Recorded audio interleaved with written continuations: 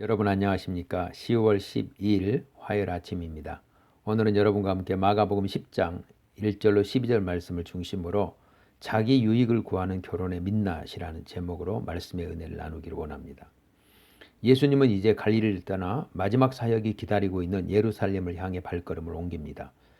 예수님이 유대지경과 세례 요한이 세례를 베풀던 요단강 건너편으로 가시자 무리들은 다시 모여들었고 예수님은 전례대로 가르치십니다. 이때 바리새인들이 나와 묻습니다. 사람이 아내를 버리는 것이 옳으니까. 바리새인들은 예수님의 대답이 궁금해서 물은 게 아니죠. 그들이 물은 이유는 2절에 나온 대로 예수님을 시험하기 위해서입니다. 그들은 예수님을 함정에 빠뜨려 곤혹과 모욕을 겪게 하려는 의도를 가지고 이 질문을 던집니다. 그렇다면 바리새인들의 노림수는 무엇일까요? 당시 바리새인들 사이에는 이혼이 합법이냐 아니냐를 놓고서는 전혀 이견이 없었습니다.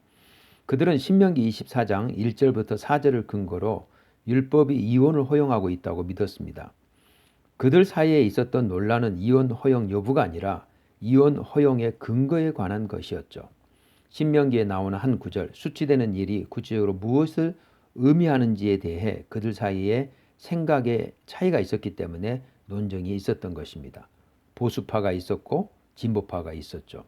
하지만 그들이 이혼 자체에 대해서는 율법이 허용하고 있다고 하는 사실을 모두가 동의했기 때문에 전혀 이견이 없었는데 왜 예수님에게 이 질문을 던진 것일까요? 그것은 아마도 세례 요한이 이복 동생의 아내인 헤로디아와 결혼하기 위해 자기 아내를 강제 이혼한 헤롯 안티파스를 공개적으로 비난하여 최후를 맞이한 것처럼 예수님 또한 정치적으로 세례 요한과 동일한 운명에 직면하도록 유인하기 위함이었다고 하는 것입니다. 예수님은 이 사실을 알고 계셨기 때문에 그들의 질문을 오히려 역이용하여 천국 메시지를 전달하는 통로로 사용하십니다. 당시 바리새인들은 모세의 율법에 근거하여 이혼 증서만 주면 이혼은 허용된다고 믿었습니다. 하지만 예수님은 마음의 완악함 때문에 모세가 율법을 통해 이혼을 허락하였지만 하나님의 원래 의도는 그렇지 않다고 하시며 두 가지 사실을 강조하죠. 첫 번째, 율법이 이혼 증서를 써주는 조건으로 이혼을 허락한 것은 마음의 완악함 때문인데 그것은 당시 남성 중심의 문화가 뿌리내렸던 시대에 아내를 향한 남편의 인권 침해를 막기 위한 것이자 동시에 이혼을 당한 아내의 인권을 보호하기 위한 조처였다라고 하는 것입니다. 왜냐하면 이혼 증서 없이 아내를 내버렸을 경우에 이혼당한 아내가 다른 남자와 혼인하였을 때 전 남편이 여전히 결혼 관계임을 내세워 자기에게로 다시 돌아오도록 요구하거나 간음죄로 아내를 고소할 수 있었기 때문인 것입니다. 둘째로 예수님은 결혼에 관한 하나님의 본래 의도는 모세의 율법보다 더 먼저 주어진 하나님의 창조 명령, 곧 창세기 2장 24절에 잘 나타나 있는데 이러므로 남자가 부모를 떠나 그의 아내와 합하여 둘이 한 몸을 이룰지로다.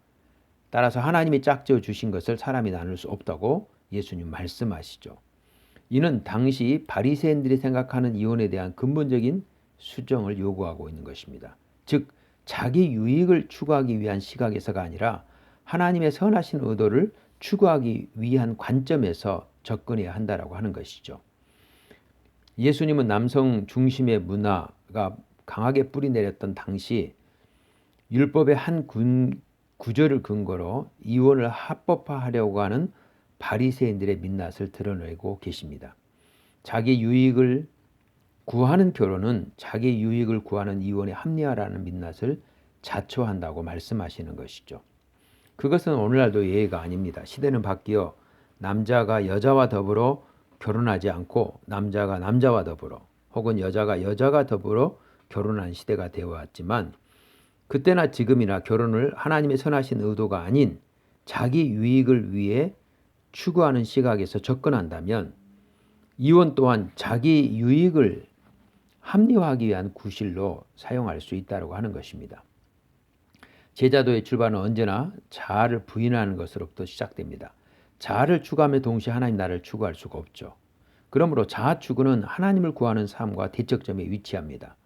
하지만 바리새인들은 이 둘을 병행하려 했기 때문에 결국 자기 모순에 봉착할 수밖에 없었고, 그래서 가면을 쓰는 심각한 위선에 빠질 수밖에 없었던 것이죠. 오늘 한날을 살면서 주님 우리에게 묻습니다. 나는 나를 기쁘기 위해 사는가, 아니면 하나님을 기쁘시기 위해 하기 위해 사는가? 그리고 이 질문 우리 결혼 생활에 그대로 적용되죠. 나는 하나님을 기쁘시기 위해 결혼 생활을 하는가, 아니면 나를 기쁘게 하기 위해 결혼 생활을 하는가? 나를 기쁘게 하는 결혼 생활은 바리새인의 민낯에 빠지게 만듭니다. 하지만 하나님을 기쁘시게 하는 결혼 생활을 우리를 천국 생활을 인도하는 것이죠. 그러한 은혜가 우리 가운데 충만하기를 주 이름으로 소원합니다. 감사합니다.